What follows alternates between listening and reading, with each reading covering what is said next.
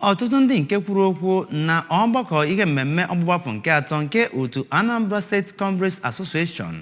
bụ nke chịkọnatarịrị nchekwube nke enwere maka obodo ga-aka onye mma ma ọ bụrụ na ndị ntorobịa aga n'ihu n'ịnabata ya bụ ichaka mgbapụ nke dị na iwelu ọnatarachibu nke ha nwere ma were ya wee lụpụta ọrụ gbara agba. Ya bụ otu Anambra State Congress Association bụ nnukwute otu chịkọtara ọchịchị dịgasị iche iche bụ nke chịgoro ụmụ akwụkwọ ọkachasị ndị ndu ha bụ ndị nke gụchagoro akwụkwọ ma jiri otu afọ wee jere ala nnaka ozi na mma ihe mmemme NYSC.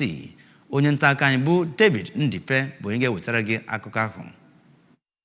Onye isi oche mmemme ahụ ma bụkwaziri onye kọmishọna n'afọ maka ọkụ nakwa mmiri bụ injinia Julius Chukwuemeka dọrọ ndị ntorobịa ka ha zụnye onwe ha ezi omume bụ ọpụrụiche n'obodo iji wee mee ha ka ha dị nkwadobe isonye na amụma gọvanọ Chukwuma Soludo wepụtara ndị ntorobịa. Onye ji ọkwa onye ndụmọdụ n'afọ maka ọzụzụ ndị ntorobịa nyere gọvanọ bụ Dọkịnta Nelson Omenụgha toro gọọmenti Soludo maka amụma One Youth Two Skill Initiative ma sizikwa na amụma a ga-ebute ihe dị iche n'etiti ndị ntorobịa ma mekwezie ha ka ha baa uru n'obodo. Onye Managing Director Anambra Broadcasting Service Sachido Obidiegwu kenekwara ndị chịkọbara mmemme ahụ ma kọwazikwa na ihe igwe ọgbara ọfụrụ midia bụzikwa ihe na-enyere aka eme ka ndị ntorobịa biri n'udo n'obodo. Mmemme ahụ bụ nke dọtazikwara onye ji ọkọlọtọ Labour Party azọ ọkwa Anambra Central Senatorial District bụ Senator Victor Ume, onye kọmishọna na-ahụ maka ahụike na Anambra State bụ Dọkịnta Afamobidike, ya nakwazi onye kọmishọna na-afụ maka agụmakwụkwọ bụ ọkammụta Ngozi Chuma Ude bụ onye nọchitere anya ya bụ Dọkịnta Brian Ude, ya nakwa onye ndụmọdụ nyere gọvanọ n'ihe mmemme bụ Maazị Bob Manuel Udokwu nakwazi ndị ọzọ